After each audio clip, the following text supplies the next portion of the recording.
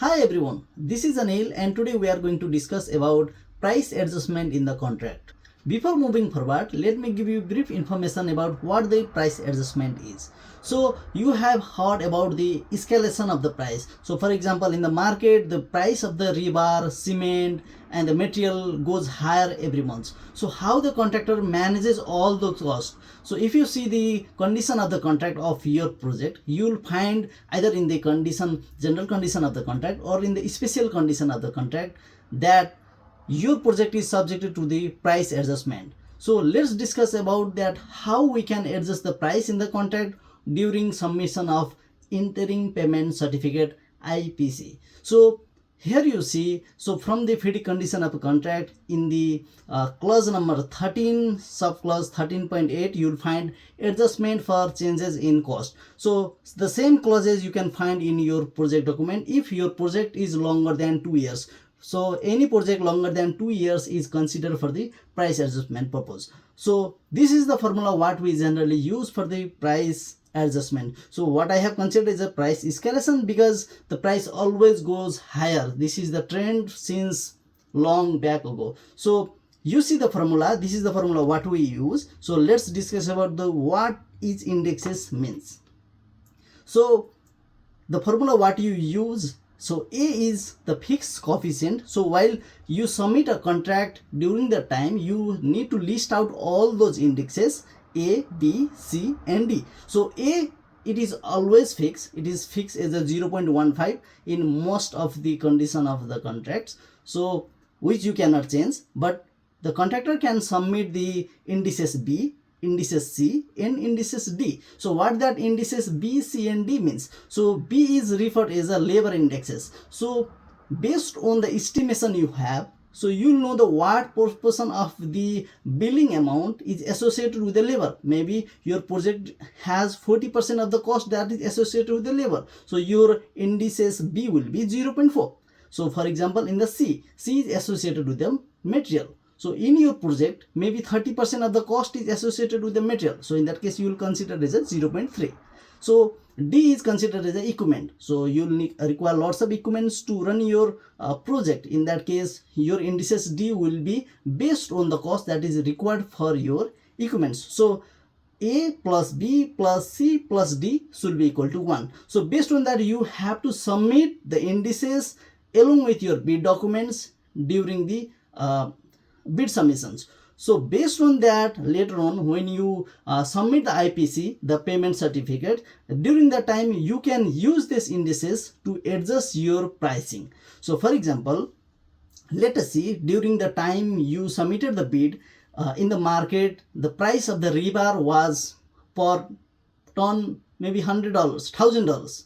So right now the price of the rebar maybe has reached to $1,500. So in that time, for example, now you have to purchase that material at the $1,500, but you had considered in your estimation that you can purchase that material for $1,000. So who is going to pay that extra amount? Definitely the employer is going to consider that amount. So for that purpose, you have to submit the price escalation calculations. So for that purpose, how do you get? You already consider A, B, C and D based on the bid amount, but you don't know about what this L, M and E considered from. So basically L, M and E, they comes from the regulatory body. For example, if you belongs to from any of your country, the national bank or there are some agency who publish these indices each month. So for example, in US, the labor indices are published each month. So maybe in your countries, it might be published each 3 months. So it doesn't matter, but you can use the latest indices. For example, L0, LO, let us consider LO, which is called labor indices at the origin. So when during the time of bid submission, so you'll have the indices published by the regulatory body that you will consider as a L0. So LN is the indices at the time of submission of interim payment certificate. So we'll discuss more about it in the next slide. For example, here are the indices which you had submitted during the bid. A, B, C and D. So A, which is always constant, you cannot alter it. unless employer want, so which is 0.15. B, C and D was based on the estimations what you have. So you already submitted this during your bid, so which is already in your contract. You don't have to worry about it.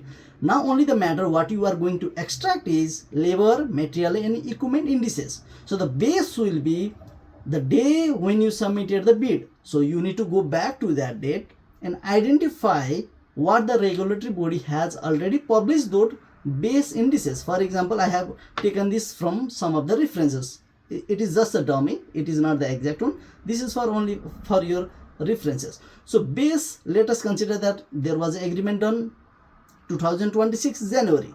So base indices was taken on that day.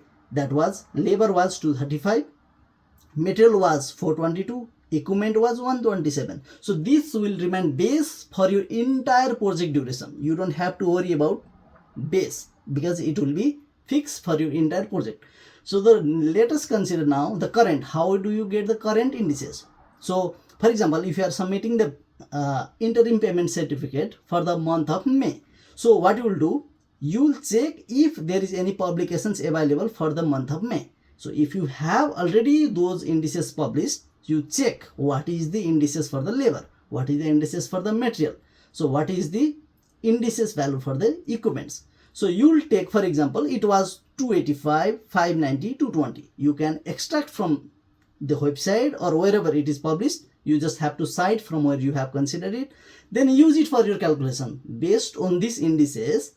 So I came to find out that PN, which is price escalation factor, is 1.31. So what does 1.31 is?